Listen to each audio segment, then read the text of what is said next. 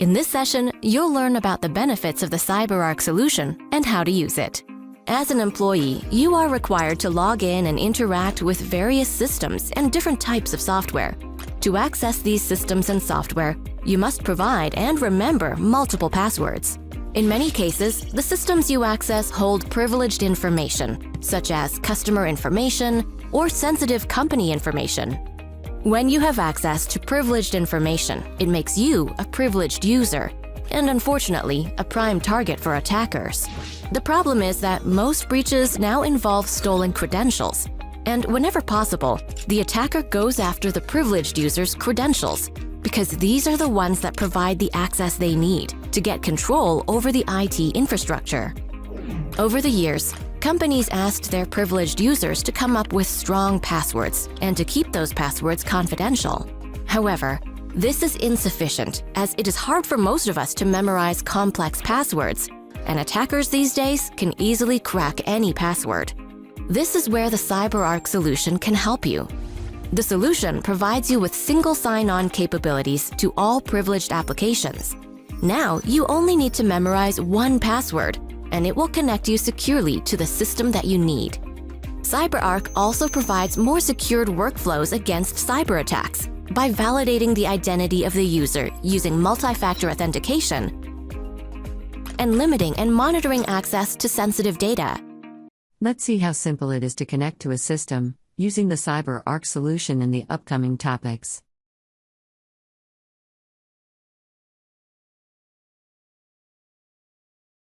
I know that change isn't always easy.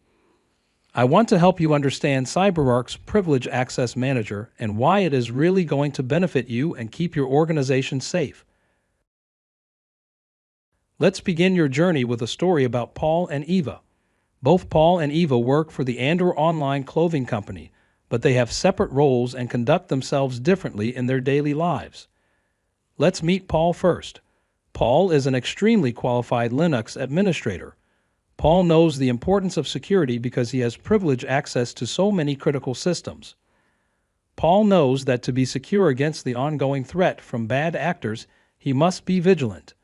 Paul uses unique, complex passwords for all the systems he accesses and routinely rotates those passwords.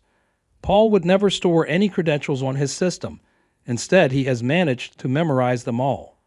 Memorizing all the complex passwords and then changing them on a regular basis has made life tough for Paul, but he understands the threat and takes it upon himself to make sure he does everything he can to make himself and his organization secure. All this mindfulness makes Paul a security superstar, and to his credit, he has never been the victim of a breach. Well, at least not yet. Let's move across the hallway and find out a little more about our friend Eva. Eva is a developer for her organization. She loves to experiment with systems because that helps her find creative solutions to programming problems. Eva lives a less cautious lifestyle.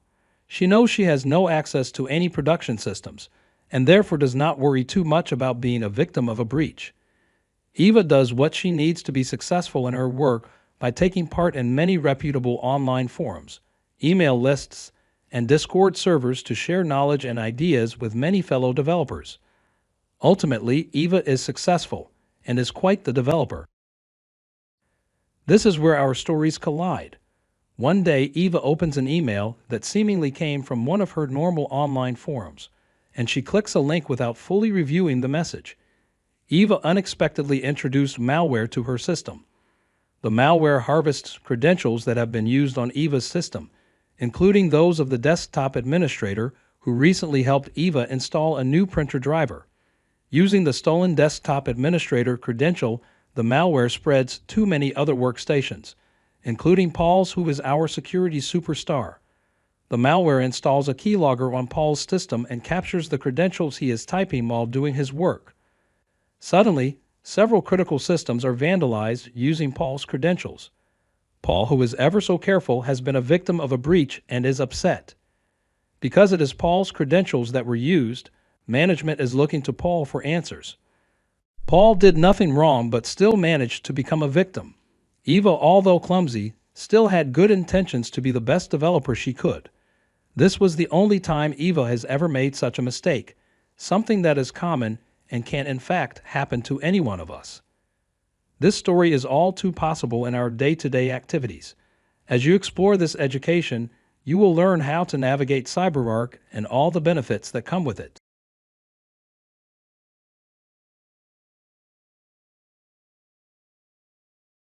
Let us now look at how to connect to the targets using native tools. Paul understands there is a need for the increased security CyberArk provides, but has never caused any security challenges and is very concerned about how it will affect his current workflow.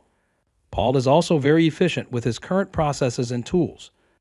He does not have the bandwidth to start from square one with a whole new way of doing things and will push back. Good news, CyberArk has closely aligned with operations to ensure Paul will not have to pick between security and efficiency. As a Linux admin, Paul needs to gain access to a resource using an account or SSH key that is being protected inside the CyberArk platform. To do this, Paul has a few options, and we'll start with the most common one, leveraging whichever SSH client he chooses.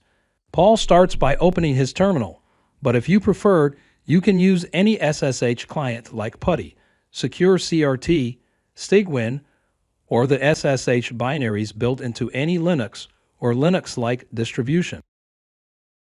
Paul needs to know 4 things to start the connection. His CyberArk username, this is typically Paul's standard directory ID, the vaulted account he wants to use. Today he'll connect with root to solve a Sev1 issue. The target resource he wants to connect to, we'll use the IP address of a Red Hat host. The CyberArk proxy server, his admins will provide this information. Once he has that information, all that's needed is to modify his SSH connection syntax to incorporate that information. It'll look like this: his CyberArk username, the vaulted account he wishes to use, the target resource, the CyberArk proxy server. He'll then be asked for his own username and password to access CyberArk, any multi-factor that is configured, and approval if necessary, and voila! He's connected without ever needing to see or know that root account password or the contents of the private key. It could rotate every day and be 40 characters long, but Paul doesn't have to worry with it. Things like secure copy and port forwarding are also supported here as well.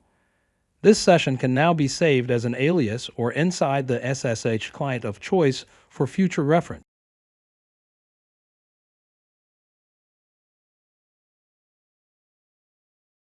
Now let us delve into the CyberArk web portal and learn how to access credentials in case of emergencies. Sometimes there might be cases where Paul needs to see the password through a secure checkout process or would prefer to connect right from the CyberArk web interface. Paul simply heads to the CyberArk URL, leverages his directory ID to authenticate, and then sees credentials available based on his identity. If you don't see any credentials here, simply search for the device, credential, or even more generic terms.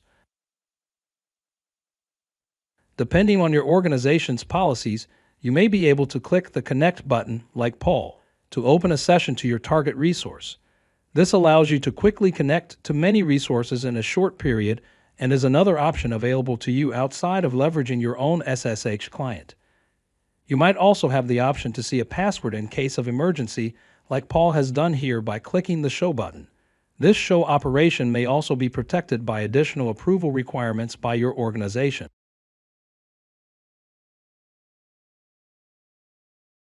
Let us look at how to create MFA caching key. Something that is unique to SSH connections is the ability to create an MFA caching key to ease the number of authentications needed when connecting to many systems via CyberArk. If this is enabled by your company, there are only a few steps needed to take advantage of this. Note, this is possible when leveraging our REST API, but for now, Paul is going to leverage the UI to request a key. Simply authenticate to the CyberArk portal.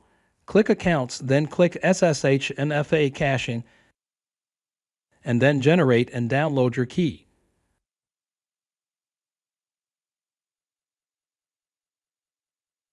Now you can leverage this key inside your SSH client with the same SSH at syntax, only now you're not asked to re-authenticate for the connection.